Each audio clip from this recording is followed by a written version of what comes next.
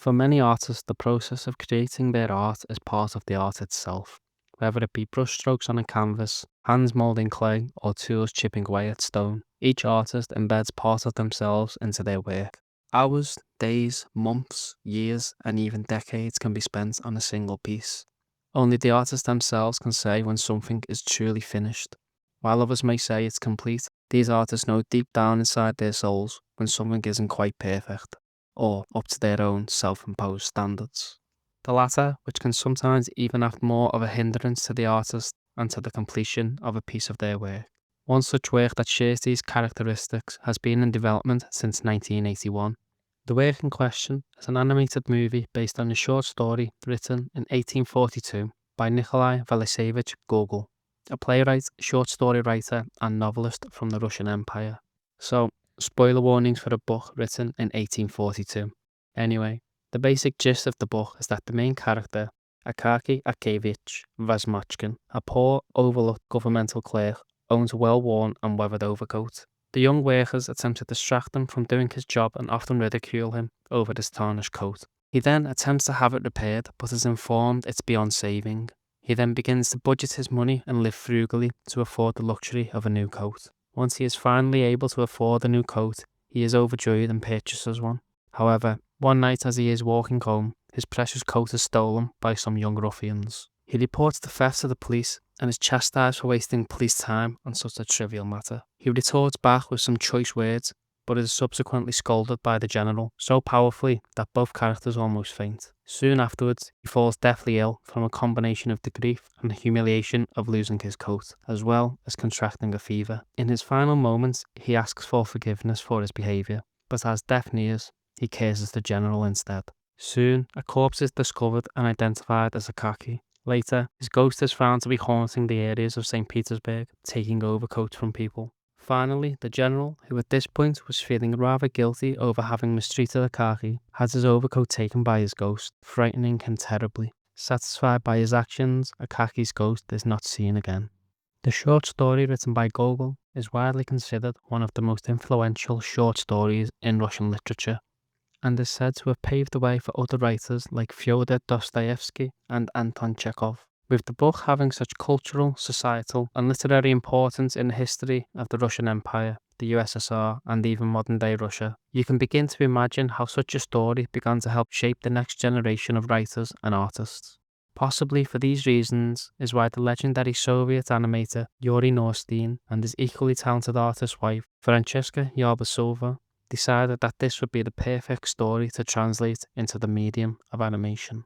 By the time they began working on this animation, they were both already well known for their previous works, the most famous being The Hedgehog in the Fog and Tale of Tales, works that, much like the overcoat, had been embedded into the hearts and souls of the Soviet public. Unlike traditional animation studios at the time like Disney, who would have had anywhere from 50 to 150 people working on an animated film at any given time, Norstein and his team mostly comprised of less than 10 people. He himself described it as intentionally small and more akin to a workshop than a studio production.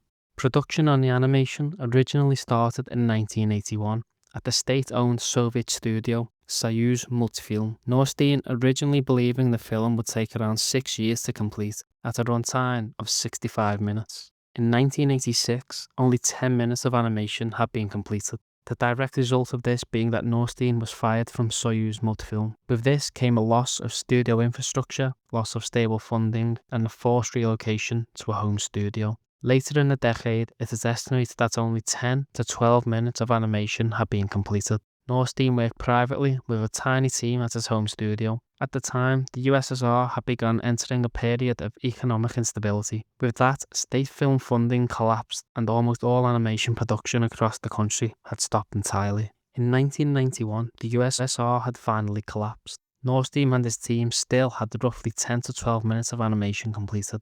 However, all major funding structures disappeared entirely with the dissolution of the Soviet Union. This meant Norstein would be relying on grants, sponsorships, and occasional institutional support. This help came in the form of sporadic funding from Savings Bank of Russia, aka Saber Bank, and T&K Oil. At some point in the 1990s, Nick Park's company, Aardman Animation, offered to help fund Norstein's film financially.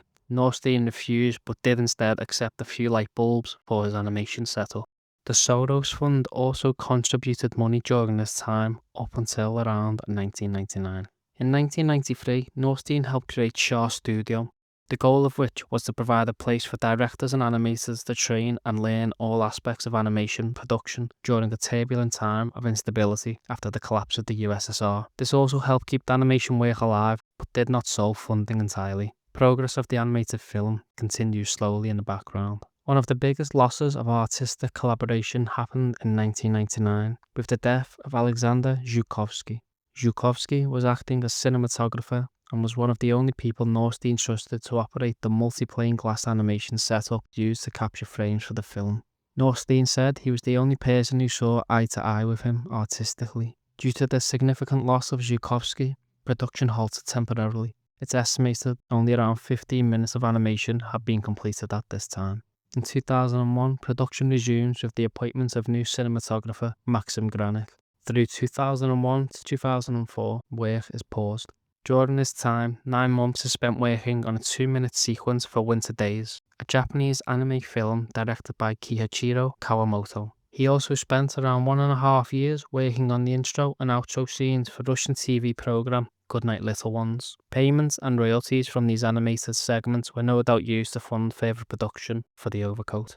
In 2004, 23 years after production officially started, is the time we get the most reliable, publicly documented point of progress of the film. During a radio interview on Radio Svoboda in Moscow, Norstein states that around 25 minutes of footage had been completed. In 2007, there were plans to a partial theatrical release. Prior to this, the first 20 minutes toured Russian museum exhibitions as part of a retrospective of Norstein's career. Alongside this, segments have been shown in gallery context, cultural institutions abroad, and in documentary context around Russian animation. However, this partial screening was going to release the first 30 minutes of animation with a full soundtrack.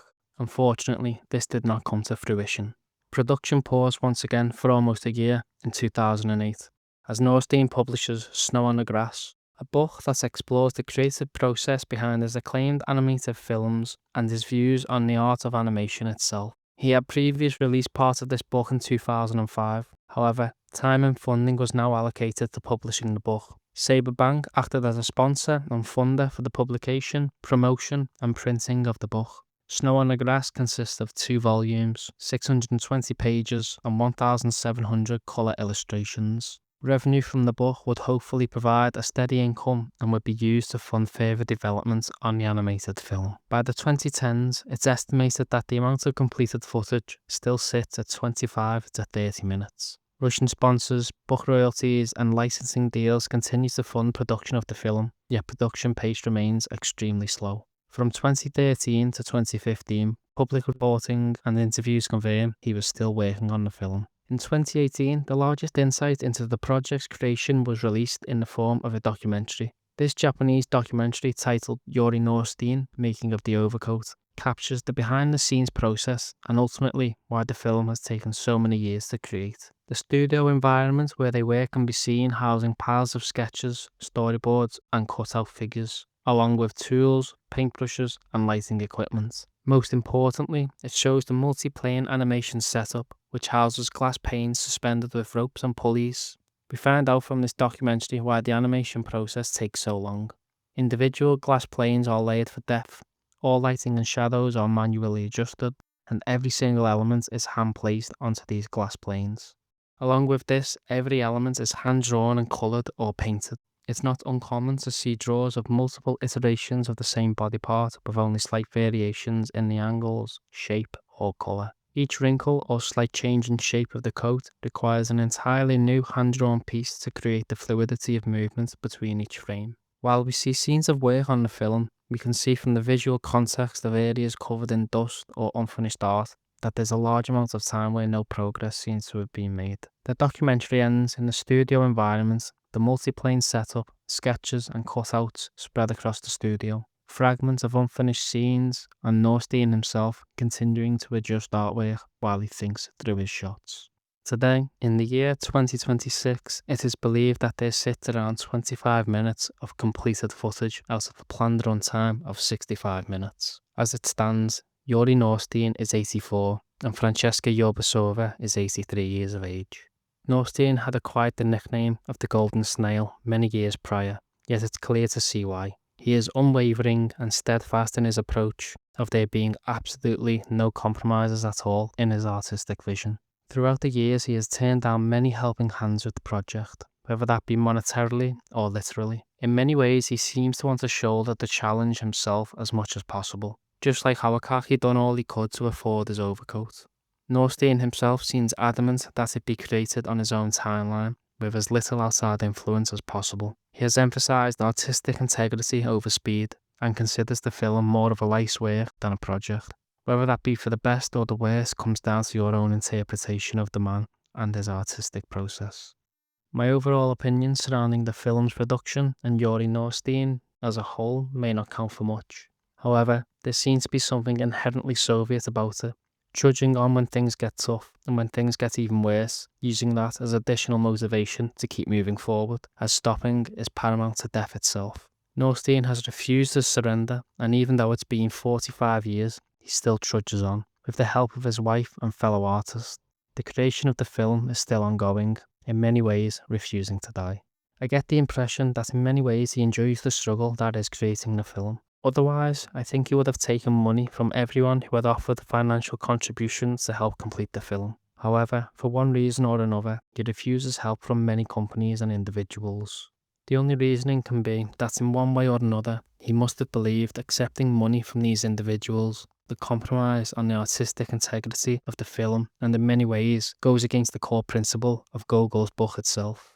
However, much like in the intro to this video, I believe the process in many ways has become the art itself. In my opinion, I think Norstein's artistic integrity comes before anything else, even if that comes at the expense of the art itself. With that being said, I do truly hope that one day the film is finally completed and it can be experienced in full, not just by Norstein and his team, but by the world.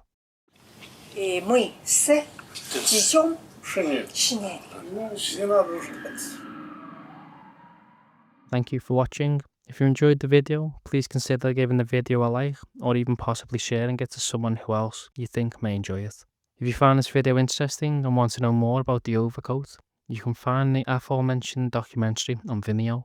Alternatively, some of Norstein's other works can be found online, and official DVDs of all his short films can be purchased online too. If you made it to the end of the video, please consider subscribing so you don't miss the next one.